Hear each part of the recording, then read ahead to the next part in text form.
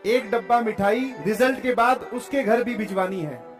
एक डब्बा मिठाई रिजल्ट के बाद उसके घर भी भिजवानी है। कभी हम उसके थे, आज दुनिया हमारी दीवानी है। दोस्तों, आपका जो अगला प्रश्न है वो प्रश्न है नंबर 12। क्या लिखा है कि दो अंकों की संख्या के अंकों का गुणनफल 18 है। जब संख्या में से 27 घटाया जाता है तो संख्या के अंकों के स्थान बदल जाते हैं, तो संख्या ज्ञात कीजिए। तो ये प्रश्न भैया बहुत ज़्यादा घुमाकर पूछा जाता है और ये प्रश्न आपको पक्का है बहुत ही कम ऐसे बच्चे होंगे जिनको ये प्रश्न आता होगा। तो लेकिन आज के बाद ये प्रश्न ना आप कभी नहीं भूल पाओगे। बस प्रश्न को लास्ट तक देखना। कुछ तरीके हैं जो मैं बताऊंगा और ये प्रश्न आपको बहुत ही सरल तरीके से आ जाएगा। सबसे पहला चीज़ क्या करना है, इस तरह का सवाल जब भी आएगा तो आपको माना इकाई का अंक, हमेशा इकाई का अंक यक्स को वाई को मानना है और दहाई का अंक यक्स को मानना है। आप उल्टा भी मानोगे तब भी आएगा, पर जो मैं कह रहा हूँ ये बहुत सही होता है। उसके बाद क्या कह रहा है कि दोनों का गुणनफल मतलब यक्स और वाई का गुणा करेंगे 18 आना चाहिए। जब संख्या में, अब यहाँ पर हल करने से पहले ना पहले हल करेंगे तभी आपको समझ में आएगा। तो सबसे पहले क्या लिखेंगे, माना, ठीक है, माना इकाई का अंक, इकाई का अंक, ठीक है, इकाई का अंक हमेशा आपको वाई मानना है। फिर यहाँ पर लिखेंगे दहाई का अंक, और दहाई का अंक हमेशा आपको यक्स मानना है। दहाई का अंक का यक्स मानना है। यहाँ पर एक फार्मूला निकल के आएगा संख्या का, संख्या बराबर फार्मूला होता है 10 गुणे दहाई का अंक, दहाई का अंक प्लस इकाई का अंक, ठीक है। तो ये हो गया आपका संख्या बराबर, यहाँ पर हो जाएगा 10, दहाई की जगह पे क्या लिखेंगे, यहाँ पर यक्स लिखेंगे, प्लस इकाई की जगह पे क्या लिखेंगे, यहाँ पर वाई लिखेंगे। तो ये आपका हो जाएगा संख्या का फार्मूला। संख्या का फार्मूला आपको हमेशा पता होना चाहिए, 10 गुणे दहाई का अंक प्लस इकाई का अंक। दहाई का अंक आपका क्या था, यक्स, तो यहाँ पर यक्स लिखा है। इकाई का अंक वाई है तो यहाँ पर वाई लिखिए हैं। फिर यहाँ पे पहली शर्त पे आते हैं। पहली शर्त में कुछ लिखा है, क्या लिखा है कि पहली संख्या मतलब इकाई का अंक और दहाई का अंक अगर गुणा करते हैं तब कितना आना चाहिए, तब आपका जो आना चाहिए वो आना चाहिए 18, ठीक है। इकाई और दहाई का जब हम गुणा करते हैं तब कितना आना चाहिए, तब आना चाहिए 18। अब क्या लिखेंगे, अंकों का स्थान, अंकों का स्थान बदलने पर, अंकों का स्थान बदलने पर, जब अंकों का स्थान बदल देंगे तब नई संख्या आपकी निकल के आएगी, ठीक है। नई संख्या आपकी क्या निकल के आएगी, आपको कुछ भी नहीं सोचना है। यहाँ पर लिखा है 10 लिखा है ना, तो आपको 10 लिखना है।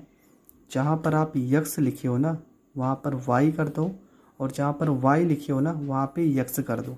बस यही आपको करना रहता है, यक्स की जगह पे वाई और वाई की जगह पे एक्स। अंकों का स्थान बदल गया ना, यक्स की जगह पे अब वाई आ गया और वाई की जगह पे यक्स आ गया।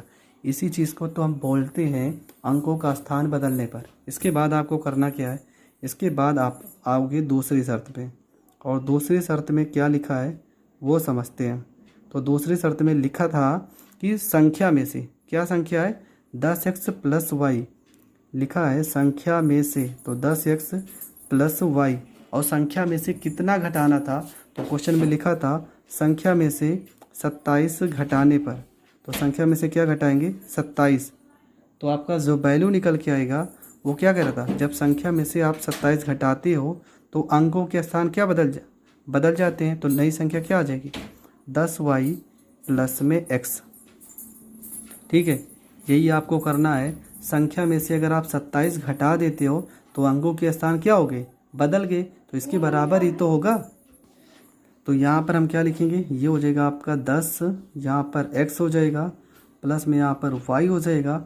ये प्लस 10y को इधर भेजेंगे तो माइनस में 10y हो जाएगा। प्लस x को इधर भेजेंगे माइनस में x हो जाएगा, बराबर माइनस 27 को इस साइड भेजेंगे तो प्लस में 27 हो जाएगा। उसके बाद क्या करेंगे, यहाँ पर 10x में से एक x को घटाएंगे तो ये हो जाएगा 9x हो जाएगा। 10y में से एक y घटाएंगे तो 9y हो जाएगा, बराबर यहाँ पर हो जाएगा 27। 9 को करेंगे कॉमन तो ये क्या हो जाएगा, यहाँ पे x हो जाएगा, माइनस 9 यहाँ पे कॉमन होगा तो y हो जाएगा, बराबर यहाँ पर 27 हो जाएगा। 9 एकम 9, 9 त्रिका 27। तो प्रश्न का मतलब आपका जो वैल्यू निकल के आ रहा है वो निकल के आ रहा है x माइनस में y बराबर में यहाँ पर 3 हो गया। अगर x को हम रोक लेंगे तो ये हो जाएगा 3, माइनस y को यहाँ पर भेजेंगे तो ये हो जाएगा प्लस में y। ठीक है, x का मान कितना निकल के आया, तो x का मान निकल के आया 3 प्लस में y। अब इसके बाद हम क्या करेंगे, जब x का वैल्यू निकल के आएगा ना तो ये जो आपको है इसको समीकरण आप फर्स्ट मानोगे। ठीक है, समीकरण फर्स्ट मान लेंगे तो यहाँ पर लिखेंगे समीकरण फर्स्ट में x का मान रखने पर, x का मान रखने पर, समीकरण फर्स्ट में x का मान उठाकर रखेंगे तो क्या लिखा है, x y बराबर लिखा है 18। तो x की जगह पे क्या हो जाएगा 3 प्लस में y और गुणे में हो जाएगा आपका y बराबर हो जाएगा आपका 18। y को y में गुणा करेंगे, y की घात 2 प्लस y को 3 में गुणा करेंगे, 3y बराबर आपका हो जाएगा 18 हो जाएगा। यहाँ पर y की घात 2 प्लस में यहाँ पर 3y हो जाएगा, 18 को इधर भेजेंगे तो माइनस में 18 हो जाएगा, बराबर यहाँ पर 0 हो जाएगा। इसके बाद ये हो जाएगा आपका y का घात 2 प्लस में यहाँ पर लिखेंगे 6y, माइनस में यहाँ पर 3y और माइनस यहाँ पे 18 बराबर आपका हो जाएगा 0। 6 में से 3 घटाओगे तो 3 हो जाएगा, 6 को 3 से गुणा करोगे तो 18 हो जाएगा। यहाँ पे हम करेंगे y को कॉमन तो यहाँ पर हो जाएगा y प्लस में y से y कट जाएगा, यहाँ पर 6 हो जाएगा, माइनस में यहाँ पे 3 करेंगे कॉमन तो ये y हो जाएगा, माइनस और माइनस से प्लस, 3 को 18 में भाग करेंगे 6 बराबर यहाँ पर 0 हो जाएगा।